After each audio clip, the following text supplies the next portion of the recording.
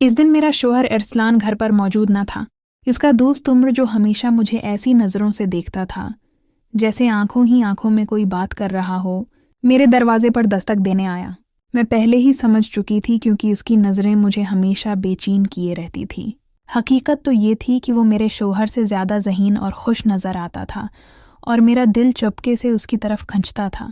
जब दरवाज़ा खटखटाया गया तो मैंने पूछा, कौन है? बाहर से आवाज़ आई, भाभी जान, मैं उमर हूँ। मेरे दिल की धड़कन एकदम तेज़ हो गई। उसने पहली बार मुझे भाभी जान कहा था, और इस लफ्ज़ में एक अजीब सी दिलकशी थी, जैसे वो कुछ और ही कहना चाह रहा हो। मैंने फ़ौरन दरवाज़ा खोल दिया। मैंने अपना चेहरा कुछ उदास सा बना लिया और बीमार होने का तासर दिया। मैंने आहिस्तगी से कहा, मेरी कमर में बहुत दर्द है। उमर ने मुस्कुराते हुए जवाब दिया, अगर आप चाहें तो मैं मरहम लगा देता हूँ, दर्द जल्द ठीक हो जाएगा। आस की बात सुनकर मेरी सांस उटक सी गई। मैं जानती थी कि वो दरहकीकत किया कह रहा है, लेकिन मेरा दिल भी तो वही चाहता था। मैंने सिर्फ सिर हिलाया और वो अंदर आ गया। कमरे का माहौल एकदम बदल गया। उसने मरहम निकाली, थोड़ी सी अपनी अंगली पर लगाई और मेरे पास बैठ गया। उसका चेहरा मेरे बिल्कुल करीब था। उसकी सांस मेरी गर्दन को छू रही थी। जैसे ही उसने मेरी कमर पर मरहम लगानी शुरू की, मेरी सांसें तेज हो गईं। उसकी अंगलियों का लम्स सायधे मेरे दिल तक उतर रहा था। कभी वो हल्का सा दबाता, कभी ज़्यादा। मैंने पलकें बंद कर लीं और अपने होंठ दांतों तले दबा लिए। उमर ने आहिस्ता से कहा, भाभी जान, लगता है मरहम अपना काम कर रही है। आस की मुस्कुराहट, इसकी नज़रें, सब कुछ मेरे काबू से बाहर हो रहा था। मैं खामोश थी, लेकिन अंदर से मेरा सारा जिस्म कांप रहा था। उसकी अंगली कभी कुछ नीचे चली जाती, कभी कुछ ऊपर। मैंने उसका हाथ रोकना चाहा, लेकिन रोक ना सकी। कमरे में सिर्फ मेरी सांसों की आवाज़ सुनाई दे रही थी। उमर और करीब आया और आहिस्ता से बोला, मैं जानता हूँ आप भी यही चाहती हैं, बस एक बार कह दीजिए। मैंने उसकी तरफ देखा। उसकी आंखों में वही बेचैनी थी जो मैं पहले भी महसूस करती थी। मैंने कुछ नहीं कहा, सिर्फ नज़रें झुका लें। आस ने मरहम मेज़ पर रखी और करीब आ गया।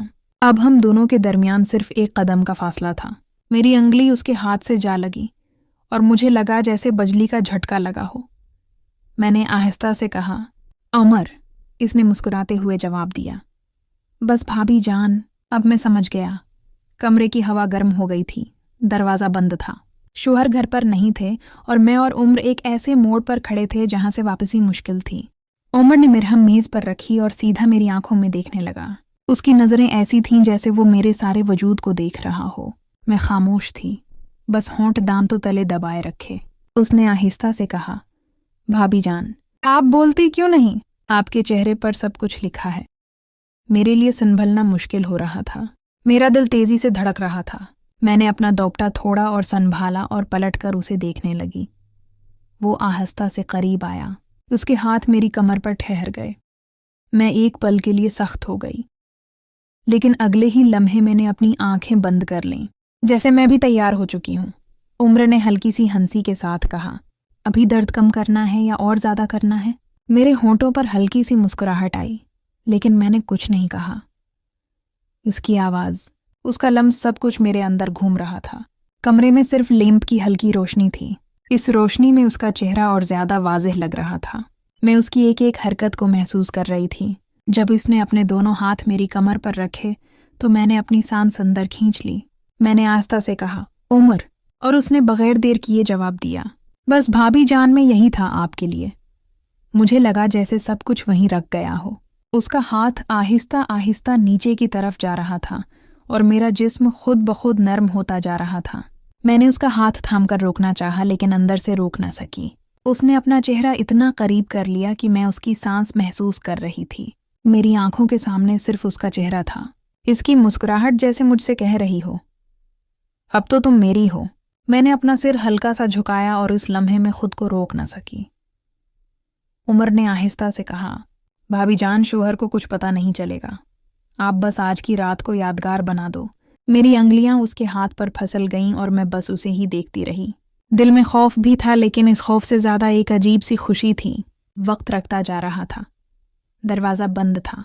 घर खामोश था और मैं और उम्र एक लकीर के दोनों तरफ थे। इस लकीर को पार करते ही सब कुछ बदल जाता। मैंने हंसते हुए बस इतना कहा, तुम रखने वाले तो हो नहीं और मैं रोक पाने वाली नहीं। उसने सीधा जवाब दिया, फिर देर कैसी भाभी जान।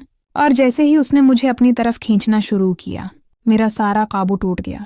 उमर ने मुझे अपनी तरफ खींच लिया। एक पल को लगा जैसे पूरा कमरा घूम गया हो। इसका सीना मेरे करीब था, इसकी सांस मेरी गर्दन को छू रही थी। मेरा दिल इतना तेज धड़क रहा था कि मुझे खुद सुनाई दे रहा था। मैंने उससे दूर जाने की कोशिश की, लेकिन उसने मेरी कलाई थाम ली। हल्की सी मुस्कुराहट के साथ बोला, अब तो आप मुझे रोक भी नहीं सकते भाभी जान। मेरी आंखें नीची थीं, लेकिन होठों पर एक हल्की सी मुस्कुराहट खुद ब खुद आ गई। मैं खुद भी तो यही चाहती थी, बस लफ्ज़ बोलने की हिम्मत नहीं थी। उम्र ने एक हाथ से मेरा दोपटा संभाला और दूसरे हाथ से मेरी कमर को। उसकी अंगलियां हल्की सी घिस गईं और मैं उसके करीब और चिपक गई। मैंने आहिस्ता से कहा, उम्र बस करो। लेकिन आवाज़ ऐसी थी जैसे रोकना नहीं बल्कि और बुलाना चाहती हूँ। वो करीब होकर मेरे कान के पास आहिस्ता आहिस्ता बोला, बस एक बार कह दीजिए रख जाऊं, वरना मैं अब रखने वाला नहीं। मेरी सांसें और तेज हो गईं। मैंने अपने होंठ दबा लिए, लेकिन आंखों में सब कुछ लिखा हुआ था। कमरे में सिर्फ लैंप चल रहा था। इस रोशनी में उसके चेहरे की हर लकीर और तेज लग रही थी। उसकी नज़रें मेरी आंखों से होती हुई होंठों पर रख गईं। मैंने पलटकर उसकी तरफ देखा और बस इतना कहा, तुम्हें समझने के लिए मुझे कहना नहीं पड़ता। ये सुनकर उम्र ने एक गहरी सांस ली और मुझे और पास खींच लिया। अब हमारे दरमियान एक इंच का भी फासला नहीं था। उसके हाथ मेरी कमर से कुछ ऊपर आ गए और मैंने पलकें बंद कर लीं। इस लम्हे मुझे लगा जैसे सब कुछ रख गया है। दरवाज़ा बंद, घर खामोश और हम दोनों अकेले। शोहर घर पर नहीं थे और मैं अपने शोहर के दोस्त की बाहों में थी। इमर ने कहा, भाभी जान, आज के बाद सब कुछ बदल जाएगा। मैंने आंखें बंद रखते हुए सिर्फ एक हल्की सी आवाज़ निकाली, जो होना है अब होने दो। और अगले ही लम्हे उम्र ने एक कदम आगे बढ़ाया जहां से वापसी मुश्किल थी। ये कहानी एक ऐसे नाजुक मोड़ की इक्कासी करती है जब इंसान अपने जज्बात और ख्वाहिशात के दरमियान घट जाता है। ये हमें इस बात पर सोचने पर मजबूर करती है कि हमारे फैसले न सिर्फ हमारी बल्कि दूसरों की ज़िंदगियों को भी किस तरह मुतासिर कर सकते हैं। हर रिश्ते की अपनी हिम्मत होती है जिसे हमेशा महफूज रखना चाहिए।